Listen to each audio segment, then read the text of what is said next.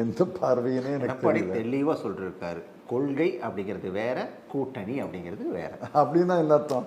கொள்கையின் அடிப்படையில் தான் கூட்டணி. வேலை திட்டம்ங்கிறது வேற இருக்கலாம், காமன் மினிமம் ப்ரோக்ராம் வேற. கொள்கையில் உடன்படணும் இல்லை. வலதுசாரி பார்வை உள்ள கட்சியும் எந்த பார்வையும் இல்லாத கட்சியும் எவ்வளவு நாளைக்கு கூட்டணியில் இருக்க முடியும்? முரண்பாடுகள் வெடிக்கத்தான். சரி, அப்ப இந்த கொள்கையவே விட்டுட்டு ஒரு கூட்டணிக்கு போயிருக்காரு எடப்பாடி அப்படின்னு சொன்னா ஏதாவது ஒரு அழுத்தம் காரணமா இருக்குமா, இல்ல விரும்பி ஓகே அழுத்தம் காரணமாங்கிறது அவங்கள தான் கேட்கணும், வேறு வழி இல்லை அவருக்கு.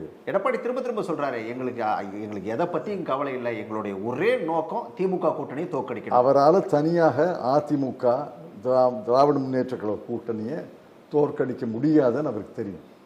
அவருடைய வீரமான பேச்சை நான் பாராட்டுகிறேன். ஆனால் அதிமுக இன்று தனியாக திராவிட முன்னேற்ற கழக கூட்டணியை தோற்கடிக்க முடியாது. ஆகவே யாருடைய உதவியாவது வேணும், யாருடைய கூட்டையாவது வேணும். பாரதிய ஜனதா கட்சியை சேர்த்திருக்காங்க. அந்த கூட்டணி கூட திராவிட முன்னேற்ற கழக கூட்டணியை அடுத்த தேர்தலில் வெற்றி பெற முடியாது. அதிமுகவுடைய வலிமை குறைஞ்சிக்கிட்டே வருதுன்னு நினைக்கிறீங்களா? ரொம்ப குறைஞ்சிருக்கு. ஏன்னா அவர்களுக்குள்ள 3-4 குழுக்கள் இருக்கின்றன.